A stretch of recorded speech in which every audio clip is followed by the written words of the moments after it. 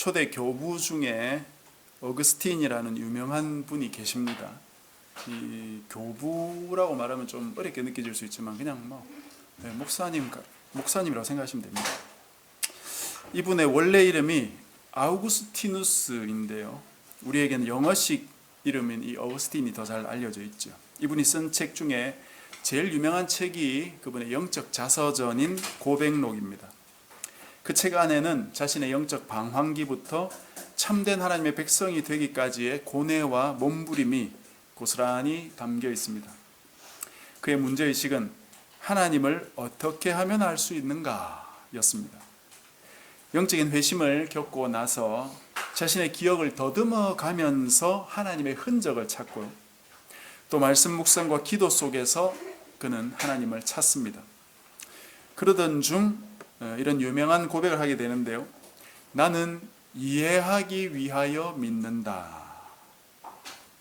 나는 이해하기 위하여 믿는다. 하나님은 이해하고 나서 믿는 게 아니구나. 믿어야 이해가 되는 것이구나. 그걸 깨닫게 됐다 이 말입니다. 그래서 더욱 하나님 말씀에 천착하면서 하나님을 찾았던 것입니다. 그로부터 약 600년 뒤에 또 이 안셀무스라는 사람이 태어났는데 이 사람이 이 말을 받아서 했던 유명한 말이 바로 이해를 추구하는 신앙이라는 태제입니다. 이해를 추구하는 신앙.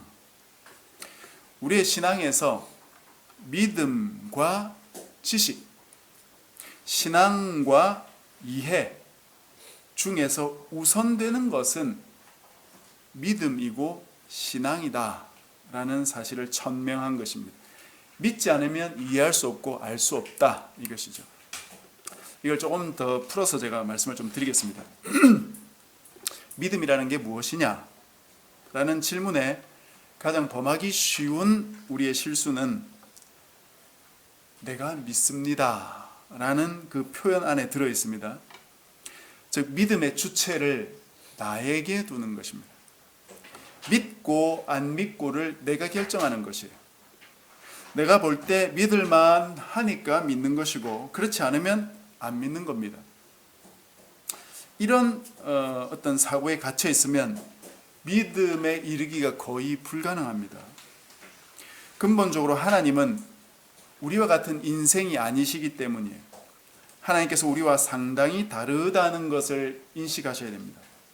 하나님께서 나와 얼마나 다른가에 대해서 기본적인 인식도 없으면 하나님을 알기 어렵고 그런 사람은 하나님을 알고자 하는 마음조차 별로 없을 겁니다.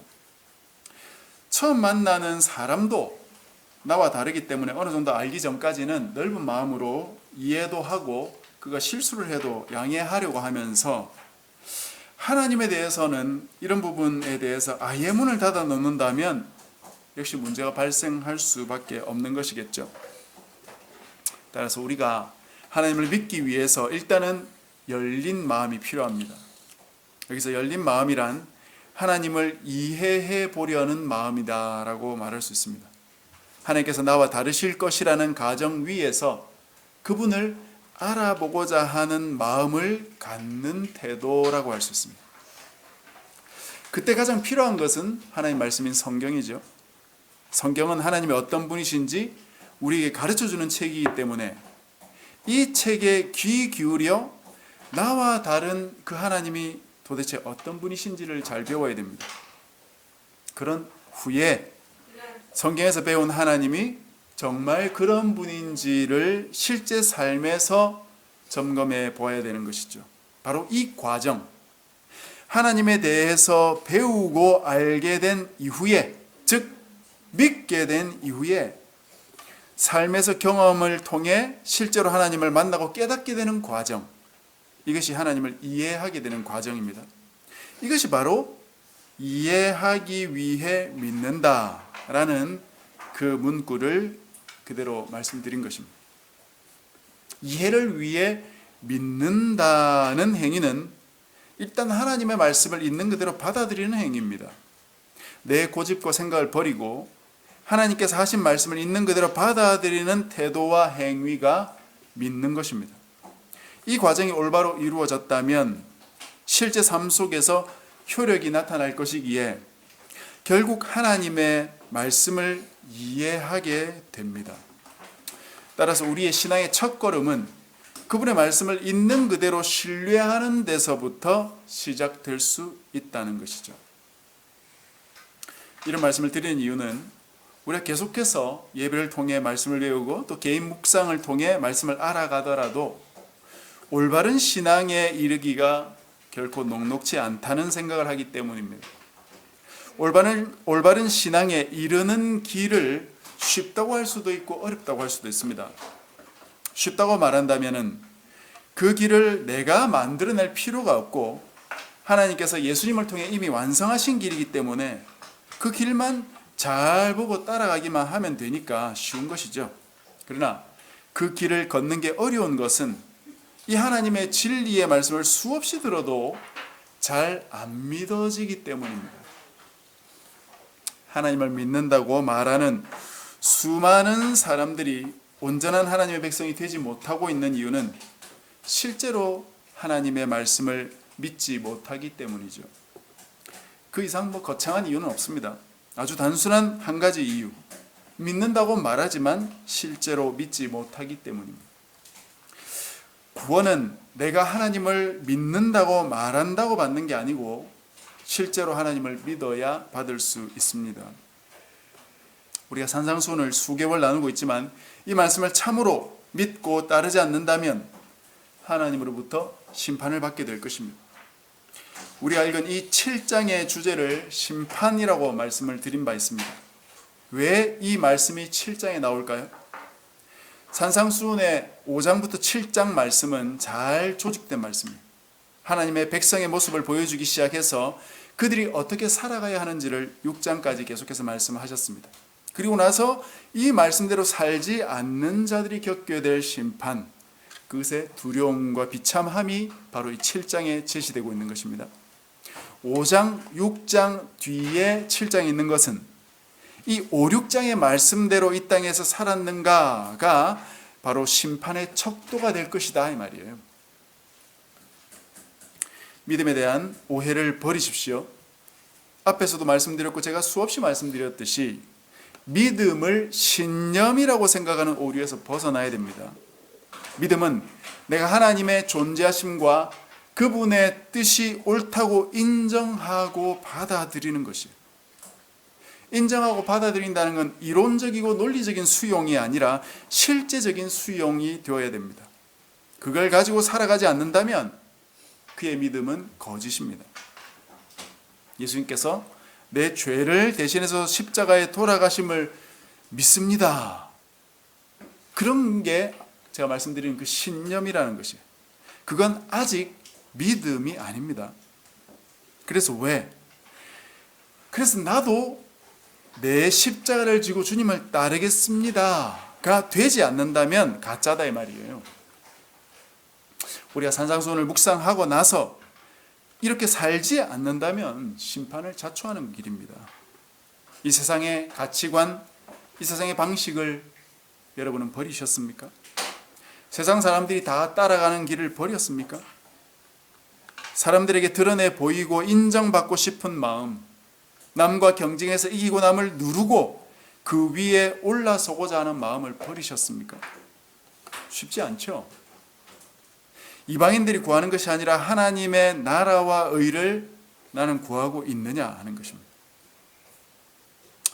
무엇을 구하고 찾고 두드리고 있습니까?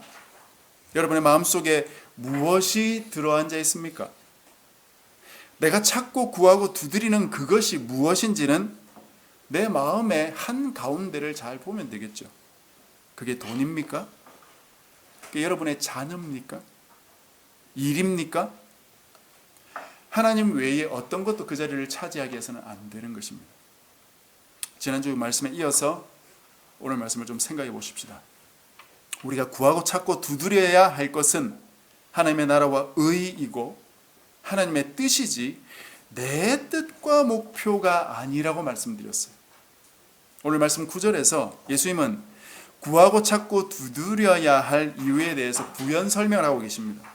9절을 보십시오. 너희 중에 누가 아들이 떡을 달라고 하는데 돌을 주며 생선을 달라 하는데 뱀을 줄 사람이 있겠느냐? 너희가 악한 자라도 좋은 것으로 자식에게 줄 줄 알거든 하물며 하늘에 계신 너희 아버지께서 구하는 자에게 좋은 것으로 주시지 않겠느냐? 아무리 육적인 부모라도 자기 자식에게는 좋은 걸 준다 이거죠. 같은 거라도 형편된다면 더 좋은 걸 주고 싶은 것이 부모입니다. 우리 한준이가 어릴 때부터 갖고 싶어한 것을 사줄 때 같은 값이면 좀 더 질 좋은 것으로 사주었는데요.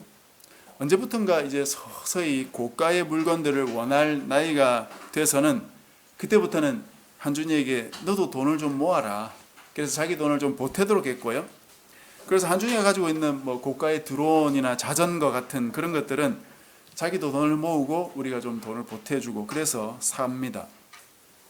그래서 지금도 한준이는 싼 것을 여러 개 사느니 질 좋은 것 하나를 사는 게 훨씬 효율적이라는 걸 잘 알고 있고요.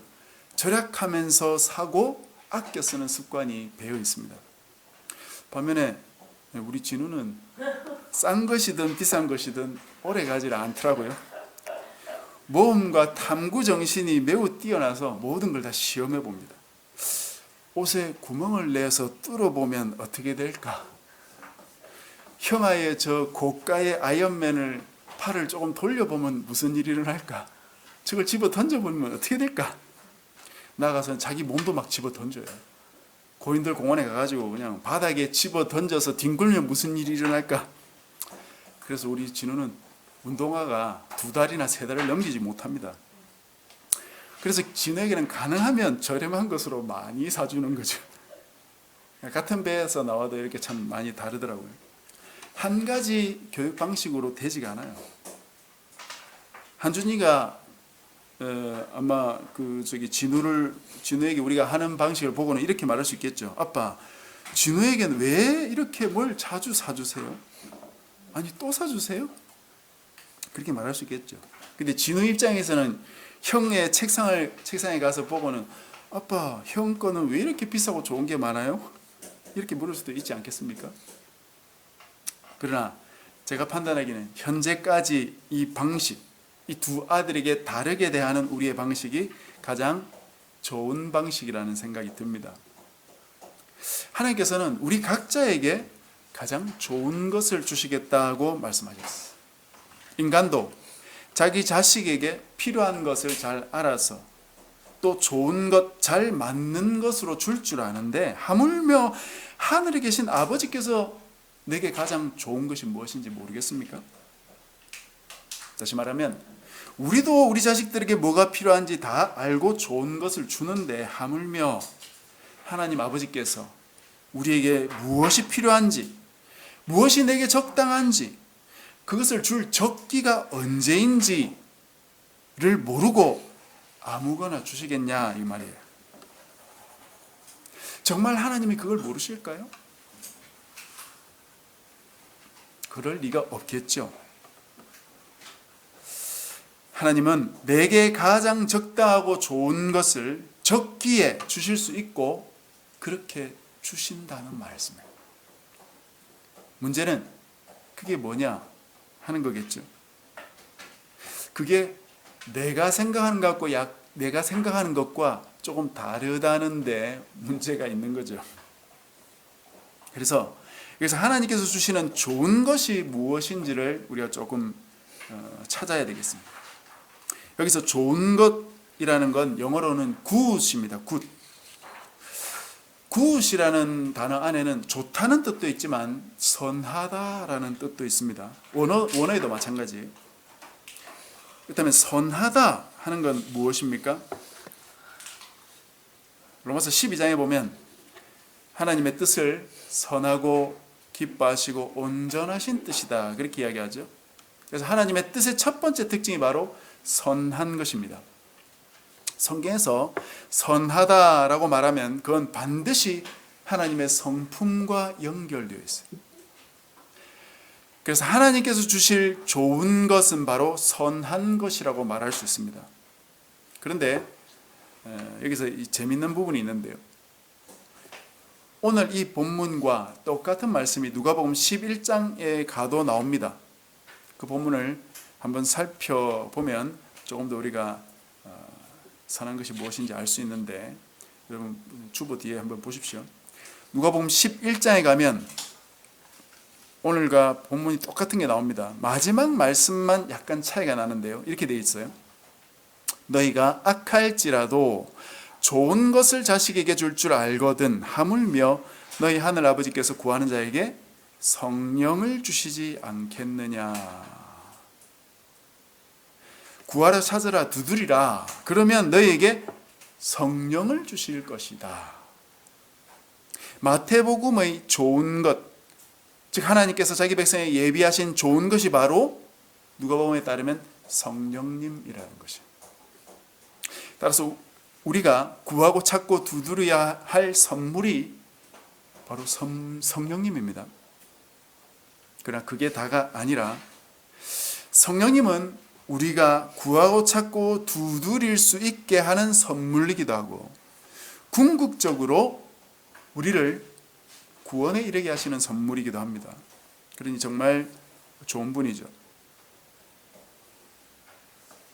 그런데 구하면 성령을 주신다. 구하는 것과 성령님은 무슨 관계가 있을까요? 이걸 알기 위해서 우리가 로마서 8장으로 가보아야 됩니다. 로마서 7장에는 바울이 자신이 그리스도를 알기 전에 얼마나 영적으로 고뇌하며 모순 속에서 괴로워했는지를 그리고 있는데요. 8장에는 그 모든 문제가 그리스도 안에서 해결되었음을 자기가 경험하고 하나님을 찬양하는 내용입니다. 그리고 그 일에 성령님께서 어떤 역할을 하셨는가 하는 독특한 그 성령님의 역할을 설명해 주는데요. 로마서 8장 26절에서 30절까지입니다. 저번에도 한번 말씀드렸지만 이 본문을 여러분이 잘 이해하시고 새겨두셔야 됩니다. 8장 26절을 한번 보십시오. 이와 같이 성령도 우리의 연약함을 도우시나니 우리는 마땅히 기도할 바를 알지 못하나 오직 성령이 말할 수 없는 탄식으로 우리를 위하여 친히 간구하시느니라. 성령님의 주요 업무 중에 하나가 우리의 기도를, 우리의 간구를 도우시는 것입니다. 어떻게 도우시는가? 우리 옆에서 기도를 잘해라 잘해라 뭐 칭찬하거나 도전하거나 때로는 안 할 때 야단치거나 그렇게 하는 게 아니고 그분이 직접 우리를 위해 간구하신다는 것입니다. 성령님께서 직접 우리의 필요를 위해서 간구하세요. 그것도 말할 수 없는 탄식으로. 왜 탄식하시며 기도할까요? 우리에게 하나님의 뜻을 가르치시고 몸소 보여주신 예수님께서 기도하는 방법까지 하나님의 나라와 의를 구해야 된다고 정확히 가르쳐 주셨음에도 불구하고 수많은 사람들이 그렇게 하지 않죠. 자기 하고 싶은 대로 기도하고 이방인처럼 구하지 말라고 한 것, 그것 구하고 자신을 위한 이기적인 기도를 하고 있죠. 마땅히 구해야 할 것은 구하지 않고 구하지 않아도 될 것을 구하고 있으니 성령님께서 탄식하시는 것입니다. 그렇다면 이런 문제적인 상황을 그냥 두고 보시는가? 그렇지 않다 이 말입니다. 27절입니다. 마음을 살피시는 이가 성령의 생각을 아시나니 이는 성령이 하나님의 뜻대로 성도를 위하여 간구하심이니라. 성령님께서 우리를 위하여 간구하는 것은 다름 아닌 하나님의 뜻을 구하신다. 마음을 살피시는 이는 성부 하나님을 가리키는데요. 성부 하나님은 성령님께서 자기의 뜻을 간구하시기 때문에 너무나 잘 아시고 응답하면서 이 기도 사역에 있어서 두 분이 협업을 하신다 이 말입니다. 그러니까 우리는 무엇을 기도해야 하는지도 잘 모르고 기도하니까 성령님께서 우리를 향한 하나님의 뜻을 대신 기도해 주시고 하나님은 이 성령님의 기도에 응답해 주신다 이 말입니다. 우리가 잘못 기도하면 그걸 하나님의 뜻으로 성령님께서 바꾸어서 간구해 주시고 하나님이 그걸 응답해 주시는 것입니다. 그러니 모든 것이 선하게 되는 것이죠. 28절입니다. 우리가 알거니와 하나님을 사랑하는 자, 곧 그의 뜻대로 부르심을 입은 자들에게는 모든 것이 합력하여 선을 이루느니라. 여기서 모든 것이 합력하여 선을 이룬다는 뜻은 사람들이 흔히 말하듯이 다 잘 될 거다가 아닙니다. 성령님께서 우리를 향한 하나님의 뜻을 간구하고 계시기 때문에 하나님의 뜻이 이루게 되는 것이다. 그것이 선이다 이 말입니다. 자, 그럼 최종적으로 하나님께서 성령님을 보내서 우리를 위해 간구하게 하셔서 이루고자 하시는 뜻이 무엇일까요? 왜 마태는 하나님이 보내시는 성령님을 좋은 것이라고 불렀을까요? 정말 성령님을 통해 우리를 위해 간구하시는 것이 우리에게 좋은 것일까요? 우리는 이 사실을 잘 믿지 않습니다. 그러니까 내 요구를 꺾지 않는 것이에요. 하나님 앞에. 하나님께서 정말 좋은 걸 주실 것이라고 신뢰할 수 있다면 내 요구를 꺾고 하나님께 맡기고 기다릴 수 있고 그분이 주시는 것을 좋은 것으로 받을 수 있을 것인데 우리는 하나님께서 주시는 것이 내게 좋은 것이라고 신뢰하지 못한다 이 말입니다. 참 이걸 배우는데 시간이 많이 걸리는 것 같아요. 여기에는 우리의 가치관의 변화가 필요합니다. 하나님이 좋은 것을 주신다고 믿지 마시고 하나님이 주시는 것이 좋은 것이라고 받아들이는 훈련이 필요해요. 다시 말씀드립니다. 하나님께서 내가 생각할 때 좋아 보이는 것을 주신다고 생각하지 마시라 이 말입니다.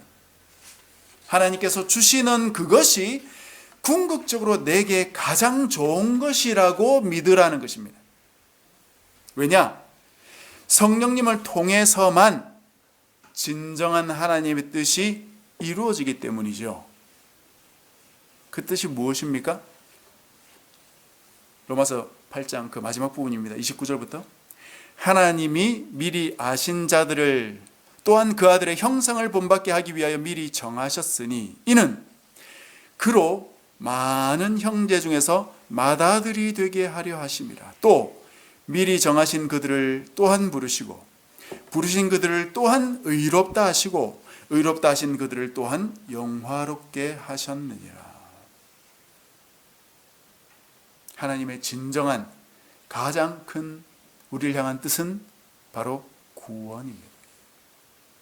우리에게 구하고 찾고 두드리게 하셔서 우리를 의롭게 하시고 영화롭게 만들어 가시는 것입니다. 곧 구원을 이루어 가시는 놀라운 역사가 바로 그 안에 담겨 있는 것이에요.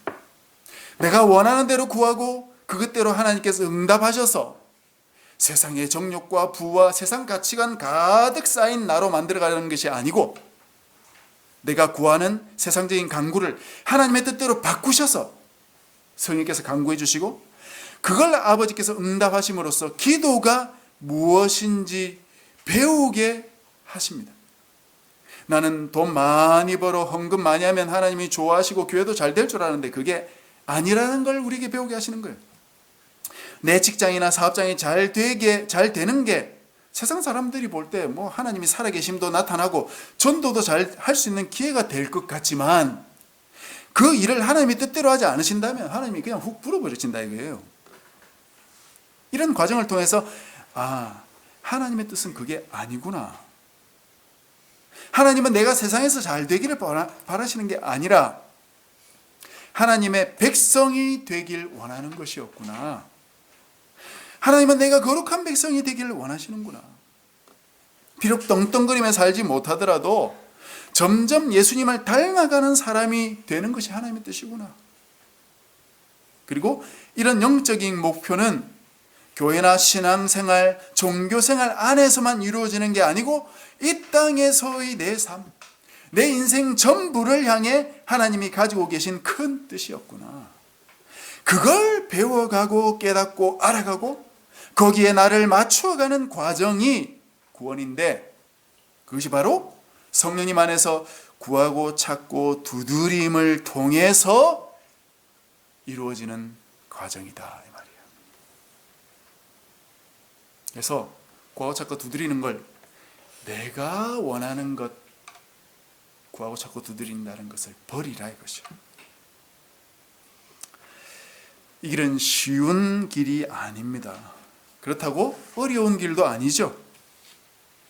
그러나 분명한 것은 이 길을 찾는 사람이 많지 않다는 것입니다. 오늘 본문 13, 14절의 말씀이 바로 그 뜻이에요. 좁은 문으로 들어가라. 멸망으로 인도하는 문은 크고 그 길이 넓어 그리로 들어가는 자가 많고 생명으로 인도하는 문은 좁고 길이 협착하여 찾는 자가 적다. 물론 길이 좁고 넓을 수 있겠죠. 그러나 이 말씀은 단지 비유적인 표현이기 때문에 물리적으로 길이 좁고 넓다고 생각할 것은 아닙니다. 왜 좁으냐? 그 길을 찾는 자가 적다 이 말이에요. 그 길을 걷는 자가 적다 이 말입니다. 구원으로 가는 길은 세상과 전혀 다른 길이기 때문에 그 길을 사람들이 가기 싫어합니다. 어디로 가는 것인지, 어떻게 가는 것인지 그 길을 배워야 하겠지만 가장 중요한 것은 배운 뒤에 실제로 그 길을 걸어가야 된다는 것이에요. 세상 사람들 대부분이 가는 길은 넓습니다. 그 길을 가는 방법은 따로 배울 필요가 없어요. 주변 사람들 모두가 다 그리로 가니까 그들 따라가면 됩니다. 여러분, 세상 사람들이 가는 넓은 길을 버리고 예수님께서 말씀하신 좁고 협착한 그 길에 들어섰습니까? 그 길을 걷는 사람은 자신의 정체성을 금방 알 수 있어요. 주변 사람들과 다르거든요. 마치 강을 역류해 가는 연어와 비슷한 겁니다. 거꾸로 가고 있는 사람은 세상과 자기가 다르다는 것을 구분해서 볼 줄 알게 되지요. 세상 사람들이 따르고 좋아하고 빠져있는 그게 무엇인지 다 보입니다. 그러나 주님께서 그렇게 살지 말라고 말씀하셨기 때문에 그렇게 살지 않는 것뿐이에요. 우리의 삶의 방향이 예수님의 말씀을 따라 확실히 바뀌어야 구원받은 사람입니다. 말씀을 맺겠습니다. 여러분은 무엇을 구하고 있습니까? 무엇을 찾고 있습니까? 무엇을 두드리고 계세요? 세상을 극복하셨습니까? 세상 사람들이 구하는 것을 구하지 않을 마음이 생기셨습니까? 내가 원하는 것이 아니라 하나님께서 주시는 것이 좋은 것이라고 신뢰하고 받아들일 용기가 생기셨습니까? 정말 하나님이 나의 좋은 아버지라는 것을 믿을 수 있어요? 주님께서 말씀하신 그 좁은 문을 선택하고 그리로 가십시오. 그 길을 걸으십시오. 그 길을 찾는 자가 적다 뿐이지 실제로 그 길을 걷는 사람만큼 행복하고 기쁨이 넘치는 삶은 없는 게 확실합니다. 참으로 주님이 주시고자 하는 귀한 선물, 그 영원한 선물, 우리의 구원, 그걸 받아 누리는 우리 모두가 되시기를 주님의 이름으로 간절히 축복합니다.